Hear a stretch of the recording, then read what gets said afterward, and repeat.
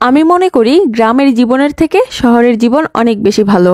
একটা জিনিস খেয়াল করে দেখলাম গ্রামে এসে, এইখানকার মানুষের মনে অনেক বেশি কুসংস্কার।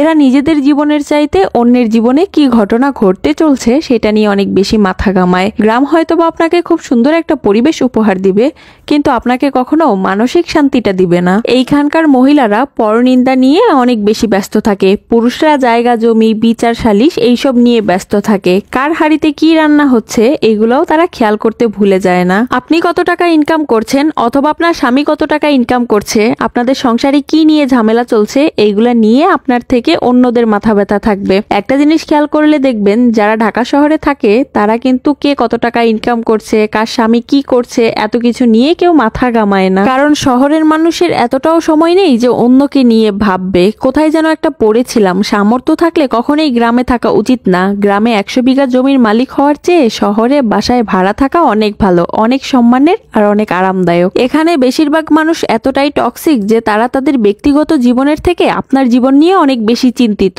আপনার চুল বড় কেন, আপনি বোরকা পরেন না কেন, আপনার মেয়ে অনার্সে পড়ে তাকে এখনো বিয়ে দেন না কেন, 25 পেরিয়ে গেল আপনার ছেলে এখনো চাকরি পেল না কেন, আপনার বন্ধু বিদেশে গিয়ে লাখ লাখ টাকা ইনকাম করছে আর আপনি এখনো পড়াশোনা করছেন। এইসব আজগবি বিষয় নিয়ে তাদের অনেক বেশি টেনশন। মাঝে মাঝে দেখবেন আপনার পরিবারও এইসব বিষয় নিয়ে চিন্তিত না, কিন্তু গ্রামের অন্যান্য মানুষরা এইসব নিয়ে অনেক বেশি চিন্তিত। আরেকটা সবচেয়ে বড় পার্ট কি জানেন, এমন কোনো বাড়ি খুঁজে পাবেন না যেখানে জায়গা জমি নিয়ে কোনো বিরোধিতা নেই। এক ফ্যামিলির সাথে আরেক ফ্যামিলির, এই ফ্যামিলির সাথে ওই ফ্যামিলির কোনো না কোনো ভাবেই ঝগড়া লেগেই আছে। 1 ইঞ্চি জায়গা হলেও সেইটা নিয়ে তাদের মধ্যে মাথা ফাটাফাটি হয়, অশ্লীল ভাষায় গালাগালি হয়, মামলা মোকদ্দমা তো চলতেই থাকে। আবার এমনও কিছু মানুষ আছে গোপনে গোপনে প্যাঁচ লাগিয়ে ঝগড়া বিবাদ বাড়িয়ে দেয়। কাউকে পছন্দ না হলে তার নামে জায়গায় জায়গায় বদনাম রটিয়ে দেয়। আর এইসবের মধ্যে সব থেকে বিরক্তিকর পাঠ হচ্ছে গ্রামের চায়ের দোকানগুলো। প্রতিটা চায়ের দোকানে চায়ের কাপে চুমুক করতেই অন্য আরেকজনের গিবত দিয়ে শুরু হয়, যেখানে একজনের বোর বাচ্চা হওয়া থেকে শুরু করে রাজনীতি, কূটনীতি, অর্থনীতি, খেলাধুলা কোনো গবেষণাই বাদ যায় না এই গবেষণা কেন্দ্র থেকে। আর এই চায়ের দোকানের এই গবেষণাগুলোর অধিকাংশই হচ্ছে কিনা গুজব। সবার মাঝখানে আবার গ্রামে আপনার কিছু শুভাকাঙ্ক্ষীও থাকবে, আপনাকে বুঝতে চাবে, আপনাকে বোঝার চেষ্টা করবে। আর এই শুভাকাঙ্ক্ষী মানুষগুলো তারা অন্যের ব্যক্তিগত জীবন নিয়ে কখনোই অত বেশি মাথা ঘামাবে না।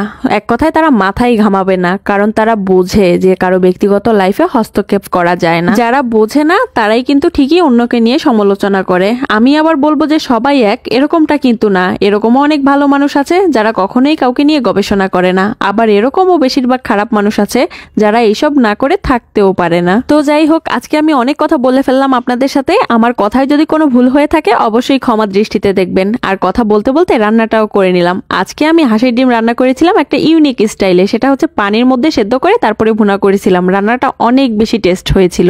আপনারা কিন্তু আমার এই রেসিপিটা দেখে বাসায় অবশ্যই ট্রাই করবেন।